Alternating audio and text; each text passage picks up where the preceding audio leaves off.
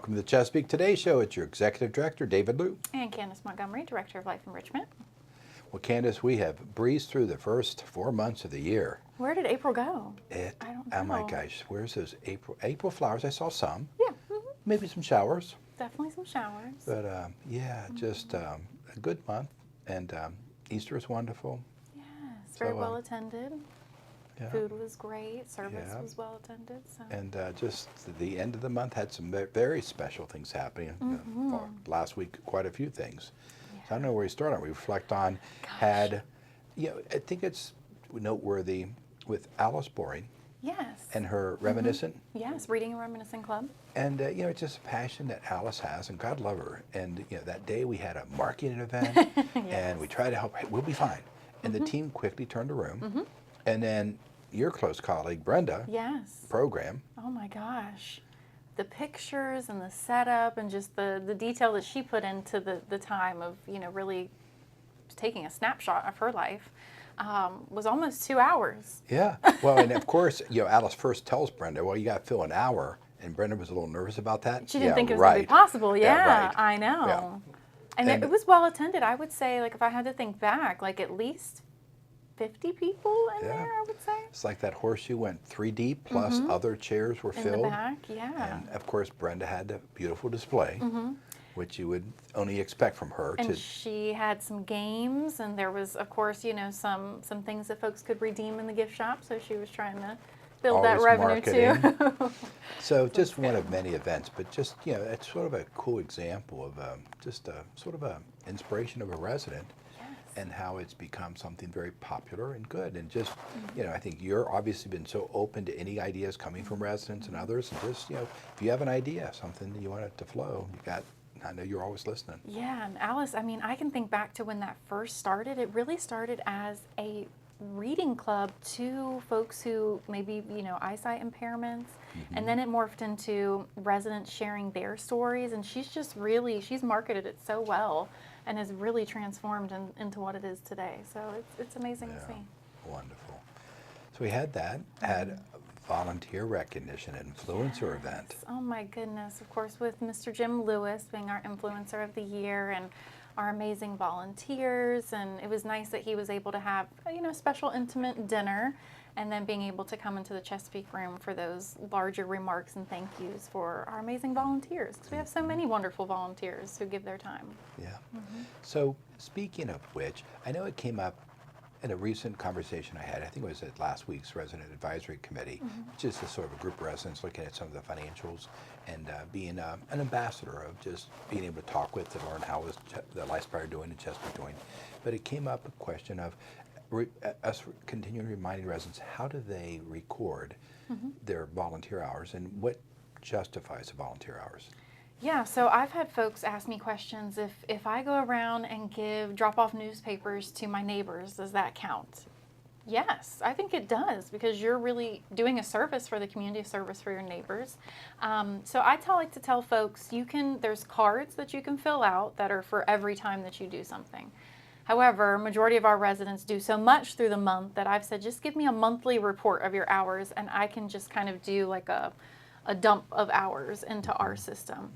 We have a good amount of residents, I'd say probably 30, that track all their own hours. They go online to our app, Get Connected app, and they do all that on their own, which I'm grateful for.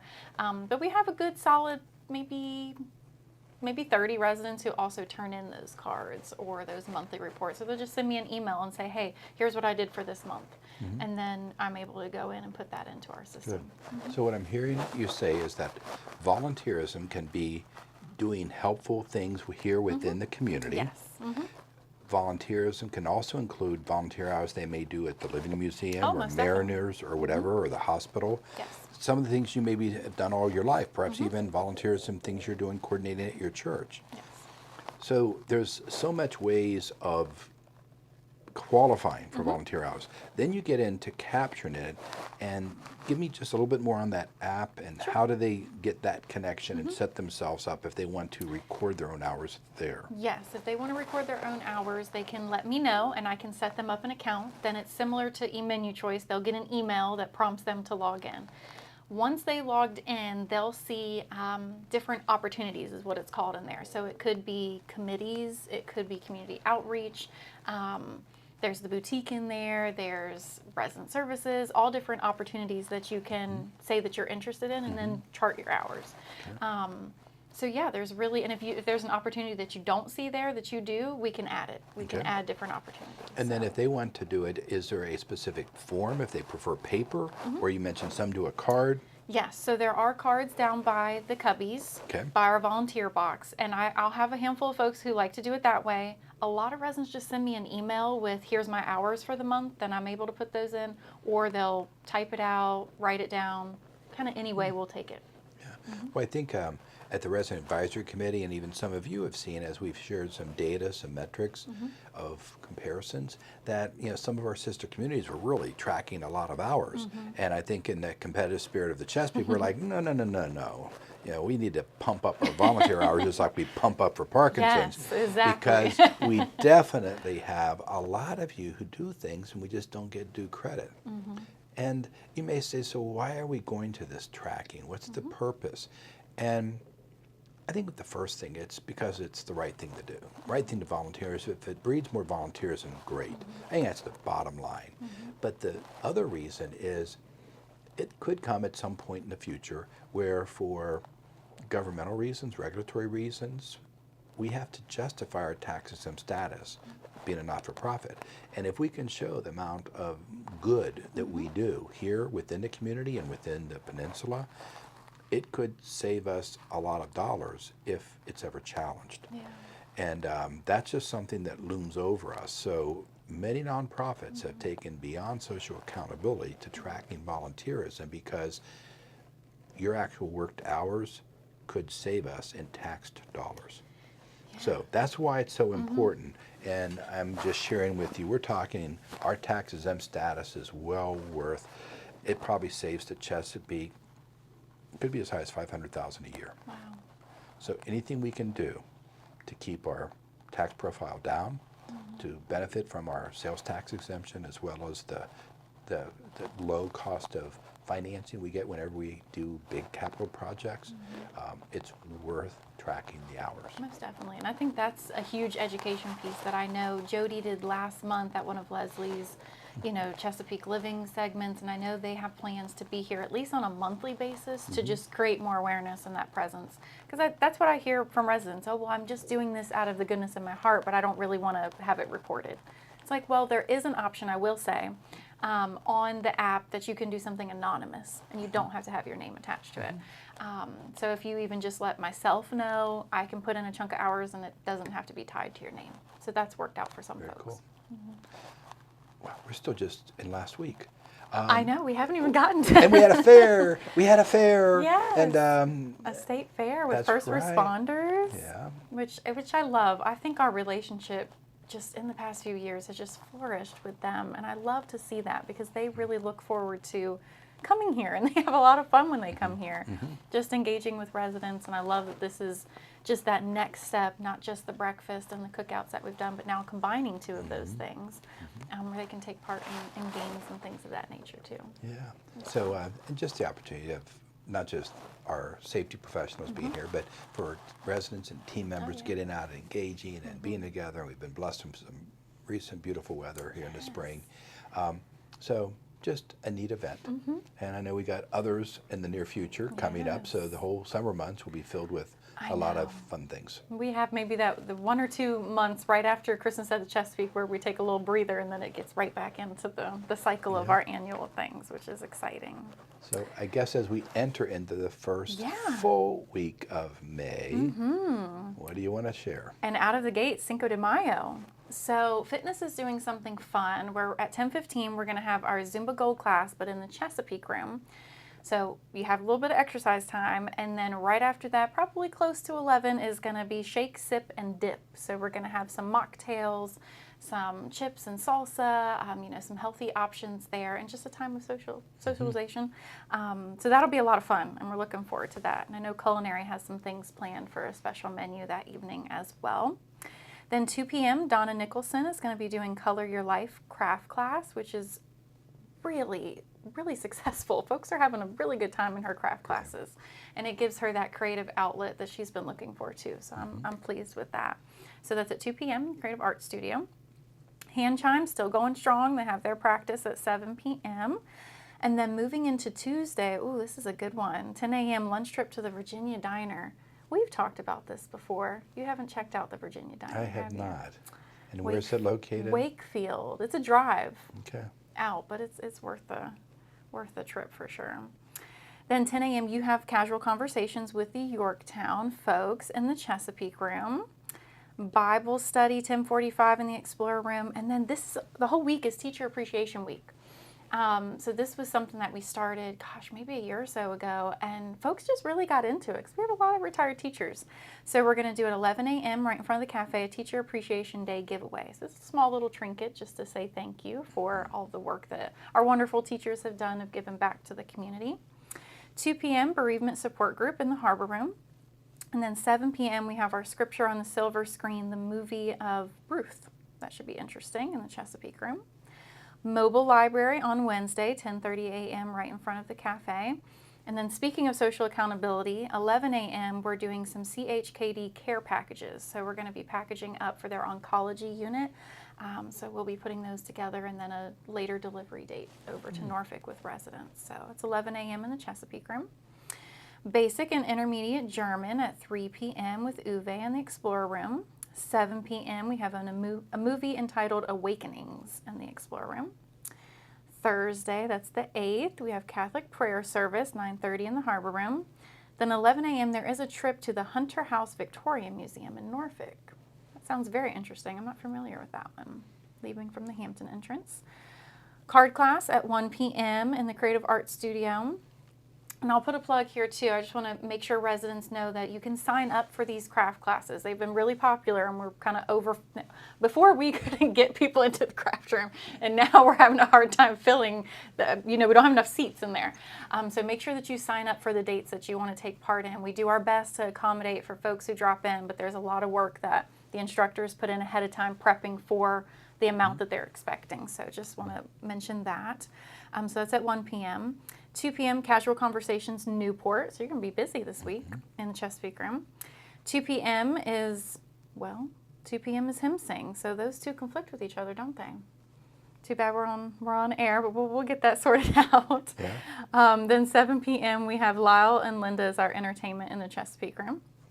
And then very exciting on Friday at 2 p.m. we have the past and future of NASA.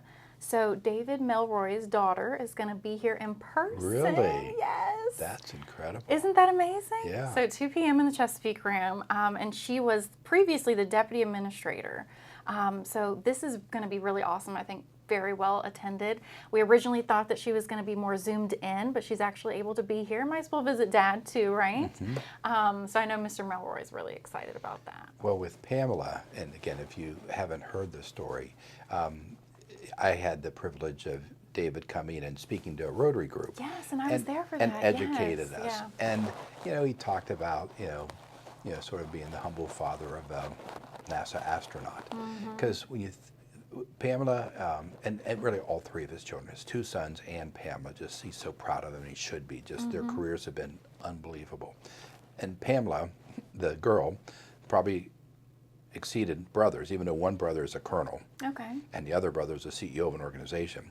Pamela started out from her Air Force years and flew tankers over the Middle East, and he tells the story of a Saudi Arabian fighter jet pilot who's coming up to get refueled from an Allied plane. Sure. And then he heard that it was a female pilot, and this Arabian pilot, I don't think I can go to a female. Wow. And she just kept throttling and said, then I guess you're going to crash. And next thing you know, he got it. He got the fuel he needed. So that was first. That's and then she, interesting. because of her aspirations to be an astronaut, all astronauts have to be test pilots. So she test piloted the 117 Globemaster, which is a medium-sized heavy transit plane.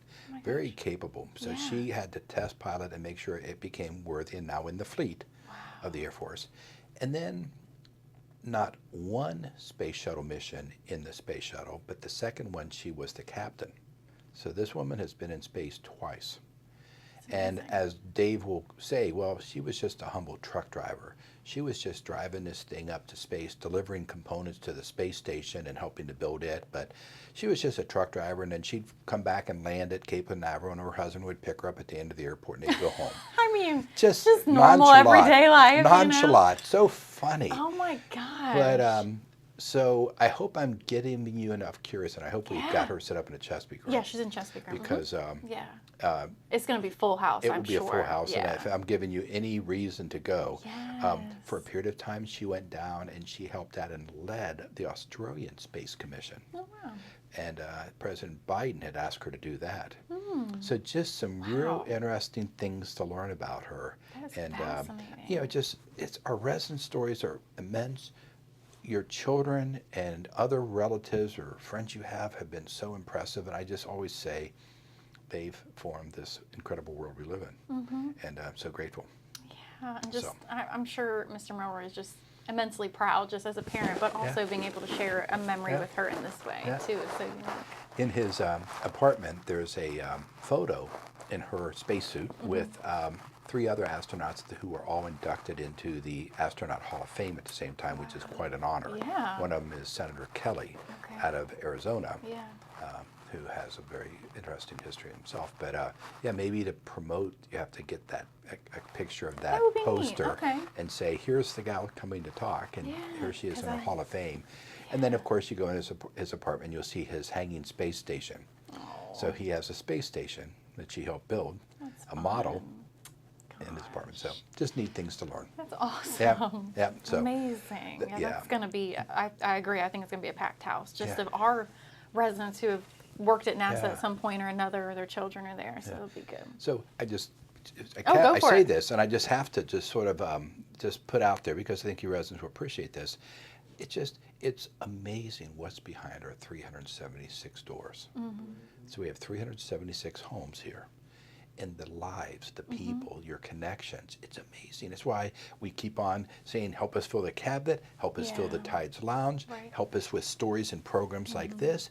It's life enriching, it's educational, it's honoring. Yeah. There's so many cool things, but And you had even mentioned with being at Yvonne Gregory's service and her son's rich history, and I Yeah. wonder if he'd be willing to come back to maybe do a little that's right. something. And sometimes we need to. yeah, Yeah, and I just kind of cool. yeah. So you know, I think for you and those watching, and Isaiah's in the room, you know, that's what we do here. We story tell, Mm-hmm. and if we can learn these stories and tell them, then we pull it out. Yeah, for And sure. I know we've done a lot on this show. We don't give ourselves perhaps the credit, the interviews we've done, et cetera, and just keep harvesting this information. Yeah, it's So. exciting. Alrighty. It's going to be a good end to the week for sure. And then that evening we have a trip to the Ferguson 6:45 for a symphony, and then another interesting one. Al is going to be doing a travelogue at 7 for a visit to Istanbul, so that's going to be interesting. And then Saturday, 1:30 p.m. Miss Platzman's decorative painting class in the Creative Arts Studio, and then 7 p.m. Downton Abbey the movie. I know that'll be well received as well. Very So a good. full week, gosh, Yeah. I know, So a lot going on. those are wonderful. And So, leading into Mother's Day, yeah, because that'll be Mother's Day weekend. So yeah, and a wonderful day to honor special women. yes, Good. definitely. So busy time, fun to talk about, and just so much goes on. It's like sometimes I miss, you know, like I got to make sure I get a couple of these on my calendar. No. Hopefully, I have all the campus, the neighborhood meetings on my Yes. calendar. We'll We'll get get that all that- sorted out. we'll get that sorted and, out. And if any of you see that, there have been a couple little between this week and next week as I'm doing these neighborhood meetings. We're trying to be respectful, not block things. Sometimes we have so much going on, we will make a mistake and we'll Sure. double book a room, but we work it out. You know, you can always look at the televisions and you see some postings there. We'll help you in any way we can. Yeah. But to be accurate and good attendance for all things. Most definitely. I know we have a really good interview today. Do. I know you've had opportunity. You know, you've got periodic meetings with all of the life enrichment teams. So Sure. you're really guiding that group and getting together with those from the higher levels of care and how we just continue programming that's sometimes special to given neighborhoods or sometimes it's just a combined effort. But the person interviewed today, Sarah Ayed, is just a real talent. So She look forward is. to conversation with her. Yeah, learn a little bit more about her. It's be awesome. Good. Well, appreciate you being a part of the show. Until right. next time. See you next time. Hello and welcome back to the Chesapeake Today Show. And today's special interview is with one of my favorite wonderful team members, Sarah Ayad. And I'm hopefully pronouncing that close. You go ahead and say it once for me. Sarah Ayad. Ayad. And it took me a while because I remember emailing you or putting it in, but it's Ayyd. Yes, And you have added another name I have. because of a recent marriage, and Yes. that name is. Bednarchek. So, and I think you shared with me prior to us talking a little bit. Sometimes you'll just go by Sarah Ayad, your original name, or sometimes you put in the hyphenated. So great. Well, congratulations, and Thank you. not only that, but just for being a part of our team here. Thank you. So, with Sarah, her role is here in our Cornerstone, our memory support neighborhood, and she's program coordinator extraordinaire. Just does wonderful work there. And hopefully over this conversation with Sarah, you'll learn not just more about her, but a lot of the really cool programming that's happening in our Cornerstone neighborhood. So Sarah, let's go back in time. Where are you originally from? Born, raised, school, where were you? Where's your beginnings? So I was born in Chesapeake, raised in Norfolk, Virginia. So I lived there all through elementary school. I actually went to Christ the King Catholic Elementary School.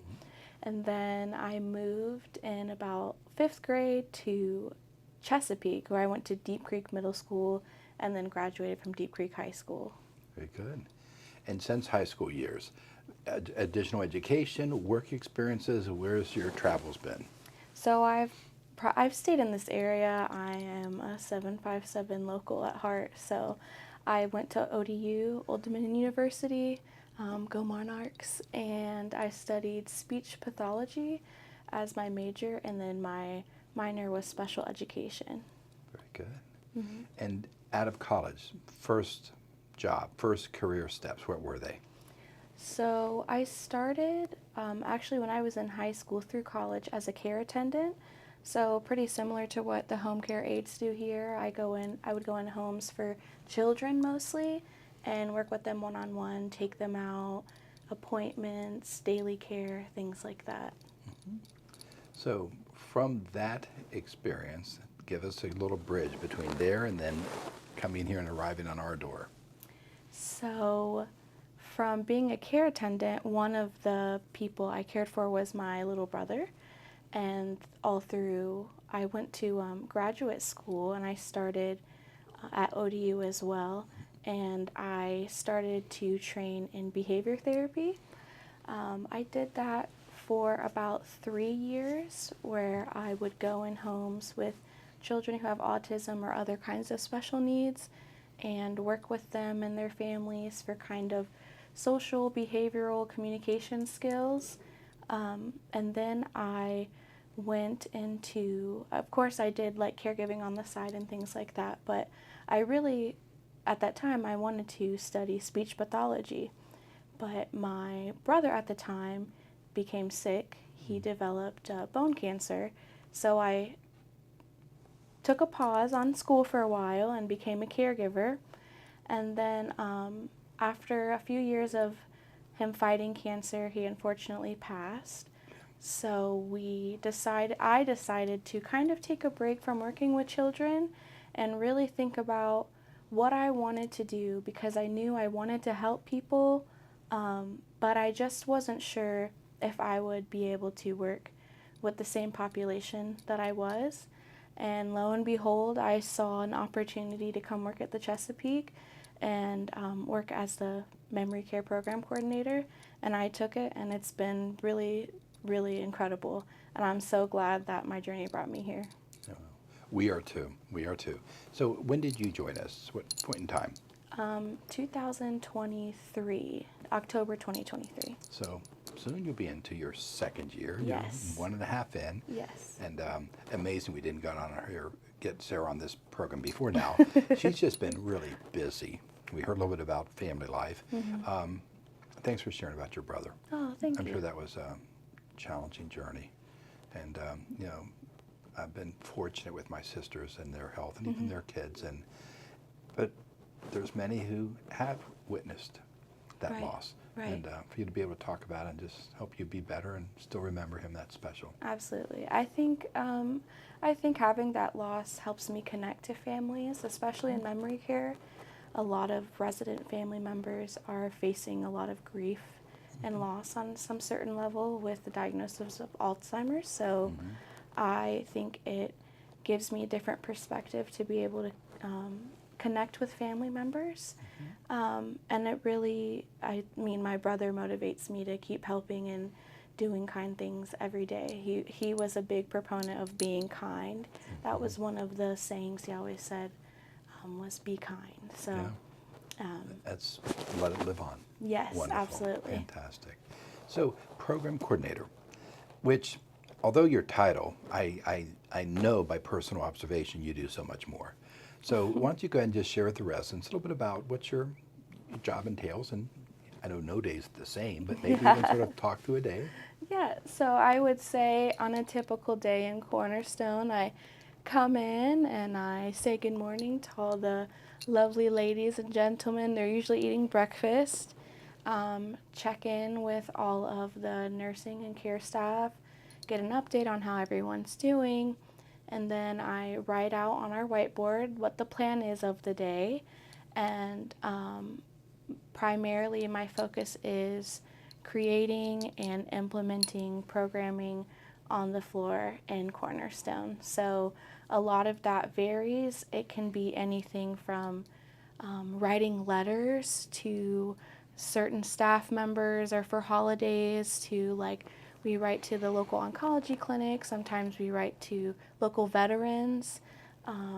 We do things like go outside and enjoy nature.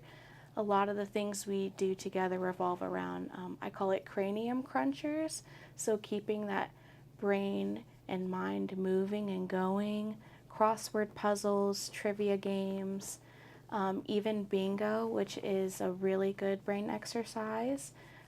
We do all kinds of things really, and I have a really smart bunch of residents who sometimes I have to level up my programming because they're so intelligent. They'll start answering the questions very quickly. But yeah, we do all kinds of things in memory care. Another part of my job is, of course, communicating with family members, making sure they have everything they need, making sure their questions are answered. If any thing comes up with an issue in their room or they need support or need nursing support, I am a facilitator for that, communicating with all of the staff members, making sure they get what they need. Fantastic. Well, we've used a few words, and maybe I'll dig between your mind and mine between us. I'll trust your factualness of this, but I can help with Cornerstone. Cornerstone, for some of your residents, may know that and have seen the sign, and it was a name that was identified through LifeSpire, and each of us were to have a Cornerstone neighborhood and trying to create a certain culture and training and just a program model. And so it's something used across LifeSpire, so you could meet another resident or loved one who has someone at a Cornerstone neighborhood at Lakewood or at the Glebe. So Cornerstone is the first explanation. Okay, then we get into, you used the word Alzheimer's, and sometimes we use dementia, and a lot of other things. Any general explanation that you offer to families or others when they're asking you about where's my loved one? Sure. So dementia is an overall defining term for a list of symptoms which include memory loss and decreased ability to perform daily activities independently. And Alzheimer's is a specific type of dementia, but there are many types of dementia. We have residents with varying levels and types in our Cornerstone family, but primarily they all fall under the same list of symptoms. Cornerstone philosophy throughout all of the Chesapeake and also all of the other communities at LifeSpire, there are 5 guiding principles. One of them is communication with family and family events, engaging residents, having personalized programming, and also trying to think, there's a 4th one which includes environment and completing a life story, which is a a big packet filled with lots of questions about your loved one, but whenever a new resident comes into Cornerstone, we sit with family members and we complete this questionnaire. It talks about who they are, what they did for a living, maybe their favorite activities, favorite hobbies, and foods and colors, and what basically everything about them, so that we can do our best as staff to connect with each resident as personally as possible. Wow. Well, great explanation. And, I just, hearing you describe the engagement with the residents, and you were just sharing how, they keep you on your game with the brain, cranium crunch, et cetera, Oh, and the yes. exercising. And I think it's fascinating to know that there may be some short-term memory that prevents an older adult from continuing their life maybe in their cottage or their apartment. Right. There's some safety things that can be affected on that short-term memory, but then once in a while you pull that long-term memory, or as you're saying, that intelligence. Oh, yeah. It's impressive. And that's just Yes. sort of just the brain is this incredible complex organ that we don't fully understand. It is, and I learn more every single day. It is very interesting though. A lot of our residents in Cornerstone, they thrive in our neighborhood. I think because it provides them a safe environment to do what they want to do with the support from nursing staff and Cornerstone staff. So, for example, many of our residents, they walk around, they can read, they enjoy like having discussion groups like me and you sitting here. I may provide a list of prompts and ask them questions, and we'll have a discussion, a one-on-one discussion. Sometimes we'll do it in a group and talk, like for example, bringing up babies is a discussion we've been having surrounding Mother's Day. And what are the ways that you raised your children? What are the kind of parent philosophies that you believe in?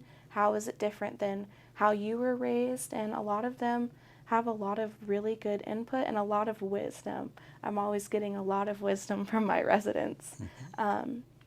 But yeah, it really is so interesting how everyone's brain is so different. And I think part of what I love about what I do is being able to tap into that personalized aspect of what each resident likes and what they like to talk about, and bringing that personality out of them, because everyone is so different. Very cool. Well, what I've witnessed in your time is just this level of engagement, level of extraordinary creativity.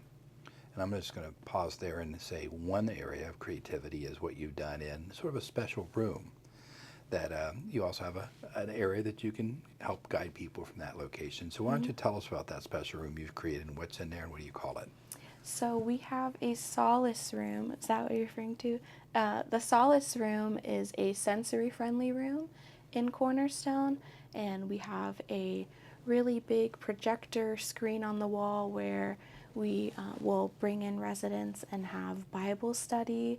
We will have gospel worship hour. Sometimes I'll put just a nice, relaxing, maybe ocean video or bird sounds or rain sounds video.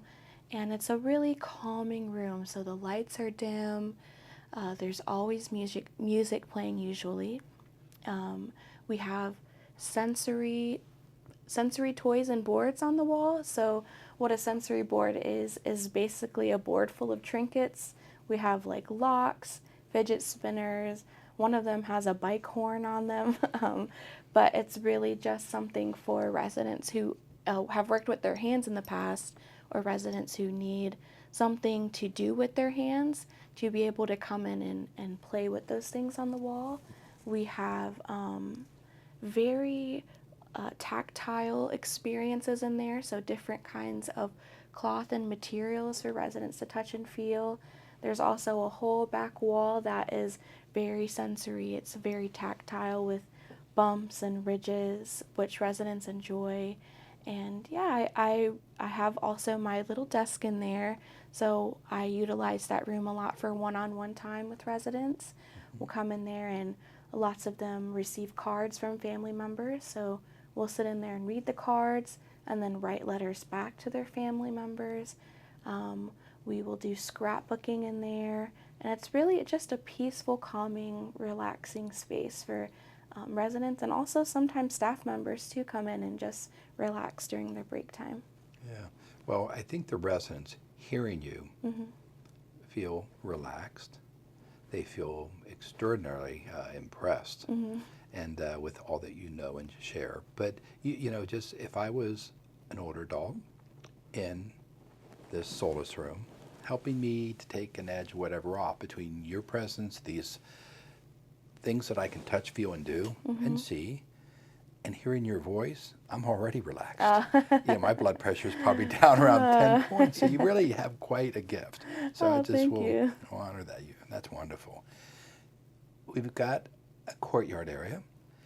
Before your arrival, you know, we had a campaign. We tried to put some oomph into it, and it's progressed. I don't know if we're ever going to reach our potential, but what's your vision, and what do you want us to do with that courtyard? Because maybe something that some residents and others could help with as well. Oh, yeah. So either financially or sweat labor or whatever. But so what's your vision outside? You got this beautiful solace room. You got a lot of good things happening in the neighborhood.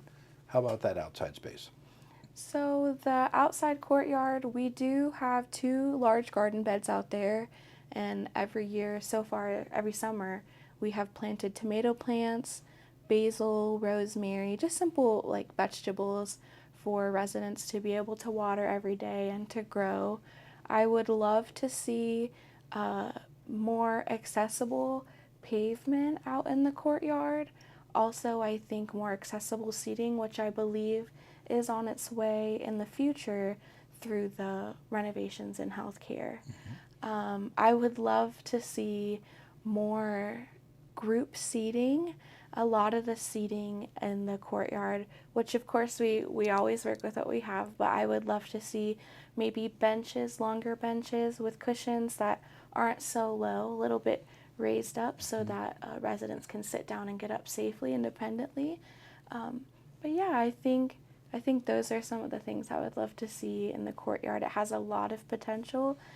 We just had a wonderful event out there last week. It was an Easter egg hunt with a local homeschool group, and they came and hunted for eggs, and residents sat out there and watched the kids run around, and we partnered with healthcare, so they were out there as well. They ate popsicles and cookies, and they really just had a wonderful time. So there's so much potential for that courtyard. Yeah. Well, between residents watching and hearing you, I happened to do a little article in the Connections in May about, you know, what's the next things that residents can help us with. Yeah. Because we have some very generous residents, and if there's any interest of donations or helping for some of this furniture, and really just taking a lovely courtyard that we put well over $50,000 in when we first did it. But that's now been almost 6 years ago.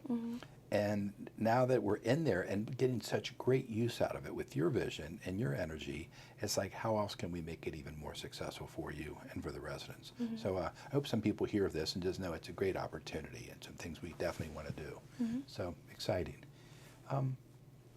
What's your, you think about the program, and you know, what's your dream? What's your big step? What's your goal? What do you hope that can be accomplished through Cornerstone? That's a really good question. I have to take a second to think. I think my biggest dream for Cornerstone is for all residents to feel welcome, all residents to be able to access all of the utilities, to feel comfortable to be who they are, to be as safe as possible. But most importantly, I think my vision right now for Cornerstone is to provide support for the family members. A lot of Cornerstone residents have family members in independent living and assisted living, and I think at this time, as far as I've heard, is the most amount of spouses and relatives in independent living that we've ever had of Cornerstone residents. And I think that being a caregiver or a spouse or a loved one of someone with dementia has very unique challenges, and I really am striving, along with Elizabeth, our social worker, to provide support to those families. So we will be having our first support group in May. It's the last week of May, and of course I'll put out the exact date on the calendar.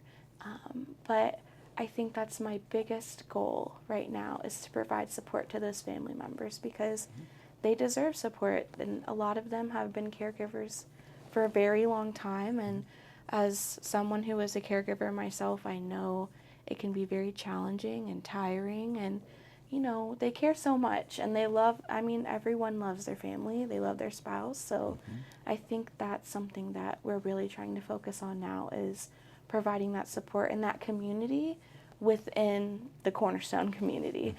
So, Absolutely. Well, I having some mother clearly at the end of her life with dementia, lost a cousin, you know, in his young 60s, a dentist, and very advanced, quick forming dementia. And you know, I think of some of those situations. I am very mindful of some of the residents you're alluding to, those spouses that are in independent living or other areas of the Chesapeake. And you know, heartwarming conversation last week with one of them who stated, yeah, it's different with his loved one now in the memory care Cornerstone area. And just a very simple statement of, we've been married so many years and we always were together. right, And now we're sleeping apart. right, And tear in his eye and mine.